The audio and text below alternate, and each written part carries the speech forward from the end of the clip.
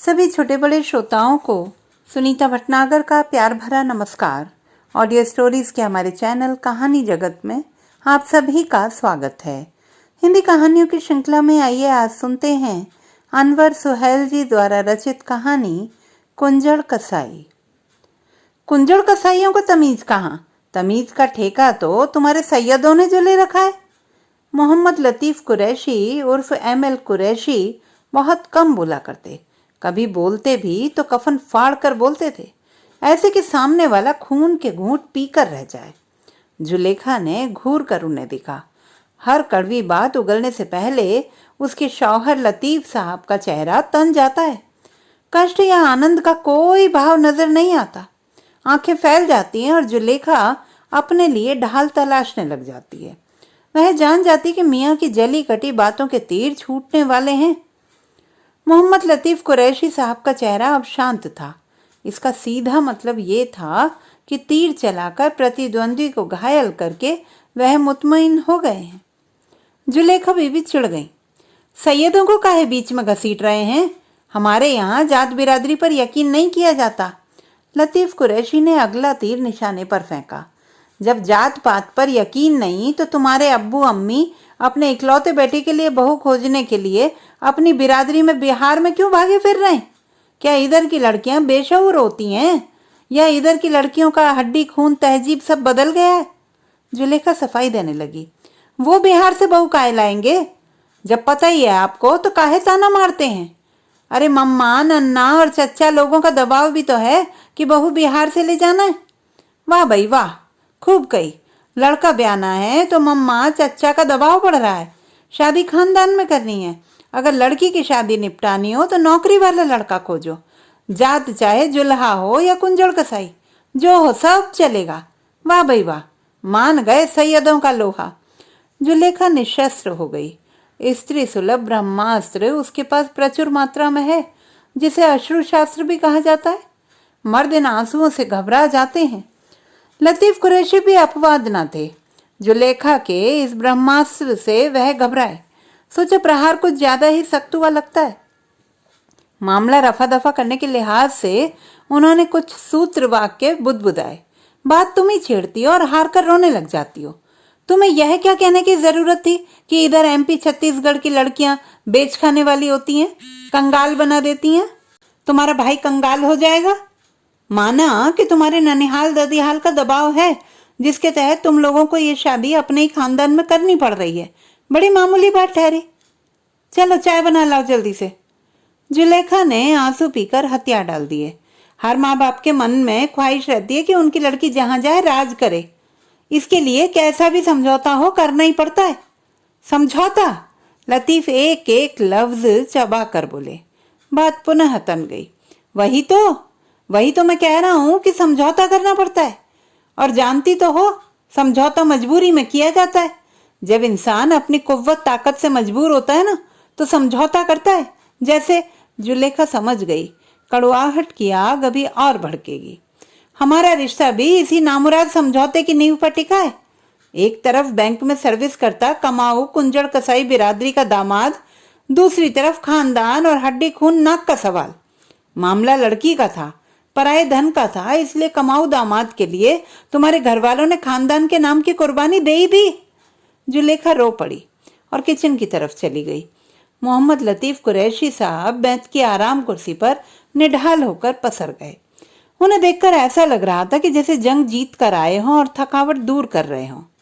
सैयद वंशीय पत्नी जुलेखा को दुख पहुंचाकर इसी तरह का रिलैक्स अनुभव किया करते हैं। वो इकलौते साले साहब की शादी की खबर पाकर इतना ड्रामा खेलना उन्हें मुनासिब लगा था। जुलेखा के छोटे भाई जावेद के लिए उनके अपने रिश्तेदारों ने भी मंसूबे बांधे थे। इकलौता लड़का, लाखों की जमीन जायदाद। जावेद के लिए लतीफ के चाचा ने प्रयास किया था। लतीफ के चाचा शहडोल में सब इंस्पेक्टर हैं और वहीं गांव में काफी जगह जमीन बना चुके हैं। एक लड़की और एक लड़का, कुल 2 संतान। चाचा चाहते थे कि लड़की की शादी यथासंभव अच्छी जगह करें। लड़की भी उनकी गुणी ठहरी, बीएससी तक तालीम पाई।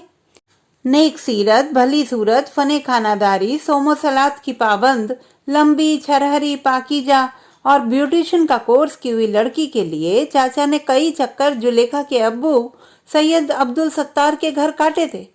हर बार यही जवाब मिलता कि लड़के का अभी शादी का कोई इरादा नहीं है। एक बार मोहम्मद लतीफ़ कुरैशी साहब जब अपनी ससुराल में थे तब उन्होंने अपने कानों से सुना था, ये साले कुंजड़ कसाई क्या समझ बैठे हैं हमें, लड़की क्या दी इज्जत भी दे दी क्या, उंगली पकड़ाई तो लगे पहुंचा पकड़ने, भला इन दलिद्रों की लड़की हमारी बहू बनेगी, हद हो गई भाई। ये बात जुलेखा के मामा कह रहे थे। लतीफ़ साहब उस वक्त बेडरूम में लेटे थे। लोगों ने समझा कि सो गए हैं वो, इसलिए ऊंची आवाज में बहस कर रहे थे। जुलेखा के अब्बू ने मामा को डांट कर चुप कराया था। लतीफ़ अपमान का घूंट पीकर रह गए। तभी तो उस बात का बदला वह उस खानदान की बेटी यानी कि उनकी पत्नी जुलेखा से लेना चाह रहे थे। ले देकर आज तवा गरमाया तो कर बैठे प्रहार। जुलेखा को दुख पहुंचाकर भारतीय इस्लामी समाज में व्याप्त ऊंच नीच की बुराई पर कुठाराघात करने का उनका यह प्रयास कितना ओछा, कितना शर्मनाक था, इससे क्या मतलब। उनका उद्देश्य था कि जैसे उनका दिल दुखा वैसे ही किसी और का दुखे। दूसरे का दुख उनके अपने दुख के लिए मलहम बन गया था। जुलेखा की सिसकियां किचन के पर्दे को चीर कर बाहर निकल रही थी। बेटा बेटी शॉपिंग के लिए सुपरमार्केट गए हुए थे।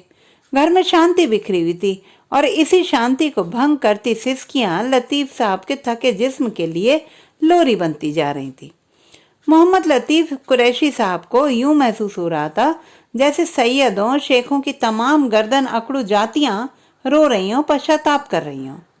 अरे उन्हें भी किशोर वह तक कहाँ पता चल पाया था कि वे कसाईयों के खानदान से ताल्लुक रखते हैं। वे तो बस इतना जानते थे कि एक ही सफ में खड़े महमूद और अयाज वाला दुनिया का एकमात्र मजहब है इस्लाम। एक नई सामाजिक व्यवस्था है इस्लाम, जहां ऊंच नीच, गोरा काला, स्त्री पुरुष, छोटा बड़ा, जात पात का कोई झमेला नहीं है। कहाँ महमूद जैसा बादशाह वक्त और कहाँ अयाज जैसा मामूली सिपाही। किंतु नमाज के समय एक ही सफ में खड़ा किया तो सिर्फ इस्लाम ही न दोनों को। उनके खानदान में कोई भी कसाईयों का धंधा नहीं करता, सभी सरकारी मुलाजमत में हैं। सरगुजा के अलावा बाहरी रिश्तेदारी से लतीफ़ के वालिद साहब ने कोई संबंध नहीं रखा। लतीफ़ के वालिद का एक ही ध्येय था, तालीम हासिल करो, किसी भी तरह इल्म हासिल करो। सो लतीफ़ इल्म हासिल करते करते बैंक में अधिकारी बन गए। उनके वालिद साहब भी सरकारी मुलाजिम थे। रिटायरमेंट के बाद भी वे अपने खानदानी रिश्तेदारों से कटे ही रहे। लतीफ़ क्लास के अन्य कुरैशी लड़कों से कोई संबंध नहीं बना पाए थे। ये कुरैशी लड़के पिछली बेंच में बैठने वाले बच्चे थे, जिनकी दुकानों से गोश्त खरीदने कभी कभी वह भी जाया करते थे। लगभग सभी कुरैशी सहपाठी मिडिल स्कूल की पढ़ाई के बाद आगे न पढ़ पाए। तब उन्हें कहाँ पता था कि कुरैशी एक जाति सूचक पुछल्ला है जो उनके नाम के साथ उनकी सामाजिक हैसियत को जाहिर करता है। वे तो वाज मिलाद वगैरह में बैठते तो यही सुनते कि पैगंबर साहब का ताल्लुक अरब के कुरैश कबीले से था। उनका बालमन यही गणित लगाया करता था कि वही कुरैशी खानदान के लोग कालांतर में जब हिंदुस्तान आए होंगे तो उन्हें कुरैशी कहा जाता होगा। ठीक उसी तरह जैसे पड़ोस के हिंदू घरों की बहुओं को उनके नाम से नहीं बल्कि उनके गृह नगर के नाम से संबोधित किया जाता है, जैसे कि बिलासपुर हिंद, रायपुर हिंद, सरगुज हिंद, कोतमावाली, पेंड्रावाली, कटन हिंद आदि। कुछ बड़े व्यावसायिक मुस्लिम घरानों के लोग नाम के साथ इराकी शब्द जोड़ते, जिसका अर्थ लतीफ़ ने यह लगाया कि हो ना हो इन मुसलमानों का संबंध इराक के मुसलमानों से होगा। कुछ मुसलमान खान, अंसारी, छीपा, रजा इत्यादि उपनाम से अपना नाम सजाया करते थे। बचपन में अपने नाम के साथ लगे कुरैशी उपनाम को सुनकर वह प्रसन्न हुआ करते। उन्हें अच्छा लगता कि उनका नाम भी उनके जिस्म की तरह पूर्ण है, कहीं कोई ऐब नहीं। कितना अधूरा लगता यदि उनका नाम सिर्फ मोहम्मद लतीफ़ होता, जैसे बिना दुम का कुत्ता, जैसे बिना टांग का आदमी, जैसे बिना सूंड का हाथी। बचपन में जब भी कोई उनसे उनका नाम पूछता तो वह इतरा कर बताया करते, जी मेरा नाम मोहम्मद लतीफ़ कुरैशी है। यही कुरैशी लफ्ज का पुछल्ला उनके विवाह का सबसे बड़ा शत्रु साबित हुआ। जब उनकी बैंक में नौकरी लगी तो कसाई चिकवा घरानों से धड़ाधड़ रिश्ते आने लगे। अच्छे पैसे वाले, शान शौकत वाले, हज कर आए कुरैशी खानदानों से रिश्ते ही रिश्ते। लतीफ के अब्बू उन लोगों में अपना लड़का देना नहीं चाहते थे, क्योंकि तमाम धन लोलुप धनाढ्य कुरैशी लोग संस्कार शिक्षा के मामले में शून्य थे। पैसे से मारुति आ सकती है, सलीका नहीं। इस बीच शहडोल के एक उजाड़ सैयद वंशीय मुस्लिम परिवार से लतीफ साहब के लिए पैगाम आया। उजाड़ इन अर्थों में कि यूपी बिहार से आकर मध्य प्रदेश के इस बघेलखंड में आ बसे जुलेखा के पिता किसी जमाने में अच्छे खाते पीते ठेकेदार हुआ करते थे। आजादी से पूर्व और उसके बाद की 1-2 पंचवर्षीय योजनाओं तक जुलेखा के पिता और दादा वगैरह की जंगल की ठेकेदारी हुआ करती थी। जंगल में पेड़ काटने की प्रतिस्पर्धा चलती। सरकारी मुलाजिम और ठेकेदारी मजदूरों में होड़ मची रहती। कौन कितने पेड़ काट गिराता है। ट्रकों लकड़ियां अंतरराज्यीय स्मगलिंग के जरिए इधर उधर की जाती। खूब चटकी थी उन दिनों। उसी कमाई से शहडोल के हृदय स्थल पर पहली 3 मंजिली इमारत खड़ी हुई थी, जिसका नामकरण हुआ था सैयदाना।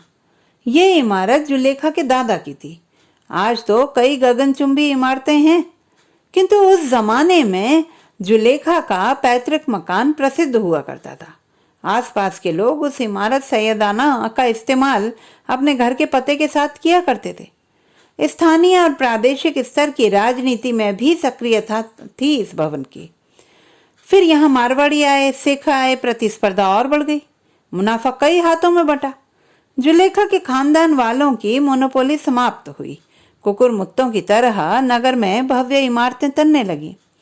जुलेखा के अब्बू यानी कि सैयद अब्दुल सत्तार, या यूं कहें कि हाजी सैयद अब्दुल सत्तार साहब की प्रगति का ग्राफ अचानक भरभराकर नीचे गिरने लगा। जंगलात की ठेकेदारी में माफिया आ गया। धनबल और बाहुबल दोनों की जोर आजमाइश हुई। हाजी साहब लकवाग्रस्त हुए। चाचाओं और चचेरे भाइयों में दादा की संपत्ति को लेकर विवाद उठ खड़े हुए। झूठी शान को बरकरार रखने में हाजी अब्दुल सत्तार साहब का जमा धन खर्च होने लगा। देह दुर्बल हो गई। बोलते तो स्वर लड़खड़ा जाता। व्यापार की नई तकनीक आ जाने से पुरानी व्यापारिक पद्धति वाले व्यवसायियों का अमूमन जो हर्ष होता है, वही हाजी साहब का हुआ। डूबती कश्ती में अब जुलेखा थी। उसकी एक छोटी बहन थी और एक किशोर वय भाई।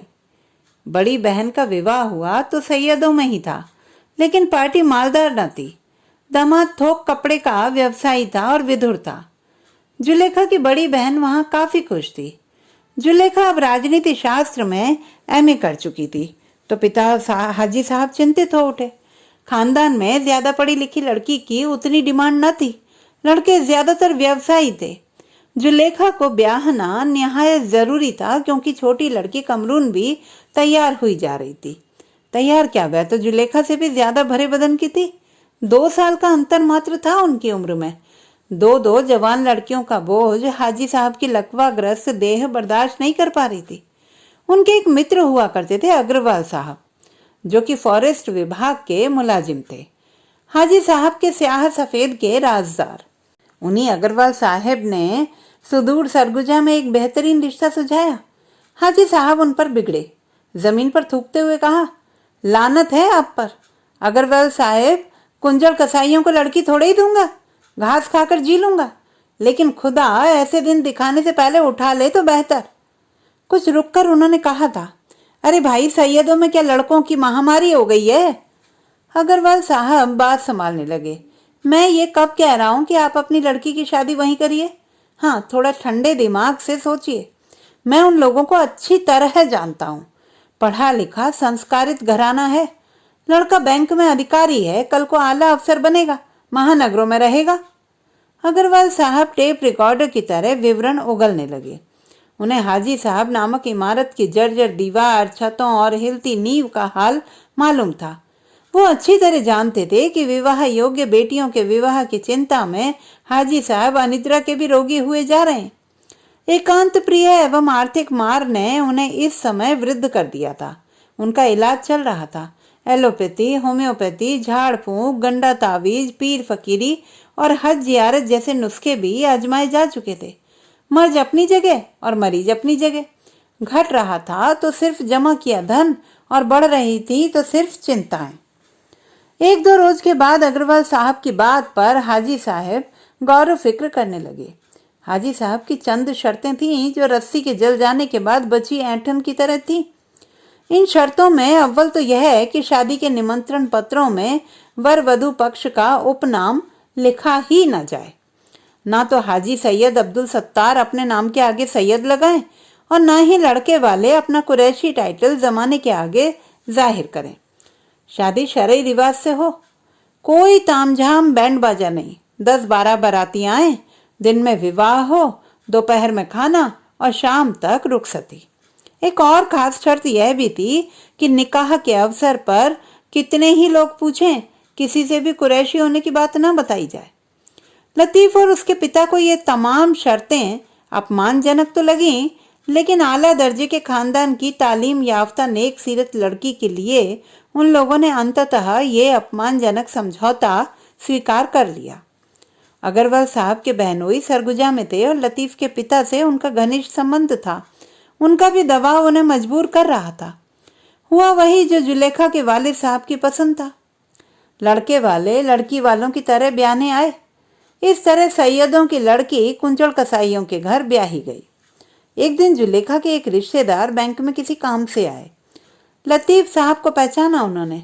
केबिन के बाहर उनके नाम की तख्ती पर साफ साफ लिखा था, ML कुरैशी, शाखा प्रबंधक। लतीफ साहब ने आगंतुक रिश्तेदार को बैठने का इशारा किया, घंटी मारकर चपरासी को चाय लाने का हुक्म दिया। आगंतुक निसंदेह धनी मानी व्यक्ति थे तथा फाइनेंस के सिलसिले में बैंक आए थे। लतीफ साहब ने सवालिया नजरों से उन्हें देखा। वे हड़बड़ाए, गला खंकार कर पूछा, आप हाजी सैयद अब्दुल सत्तार साहब के दामाद हुए ना? हाँ, कहिए। लतीफ साहब का माथा ठनका। सैयद शब्द के अतिरिक्त जोर दिए जाने को वह भली भांति समझ रहे थे। हाँ, मैं उनका रिश्तेदार हूँ। पहले गुजरात में सेटल था, आजकल इधर ही किस्मत आजमाना चाह रहा हूँ। आपको निकाह के वक्त देखा था, नेम प्लेट देखकर घबराया, किंतु आपके बड़े बाबू तिवारी ने बताया कि आपकी शादी शहडोल के हाजी साहब के यहाँ हुई तो मुतमईन हुआ। आगंतुक सफाई दे रहा था। फिर दांत निपोड़ते हुए आगंतुक ने कहा, आप तो अपने ही हुए। आगंतुक के स्वर में आदर, आत्मीयता और नाटकीयता का समावेश था। मोहम्मद लतीफ कुरैशी साहब का सारा वजूद रुई की तरह जलने लगा। पलक झपकते ही राख का ढेर बन जाते कि इससे पूर्व स्वयं को संभाला और आगंतुक का काम आसान कर दिया। ML लतीफ साहब को अच्छी तरह पता था कि मोहम्मद लतीफ कुरैशी के बदन को दफनाया तो जा सकता है, किंतु उनके नाम के साथ लगे कुरैशी को वह कतई नहीं दफना सकते। तो दोस्तों, ये थी हमारी आज की कहानी। आपको कैसी लगी कमेंट बॉक्स में लिखना ना भूलें। चैनल को सब्सक्राइब करें, लाइक करें और मित्रों के साथ शेयर करें।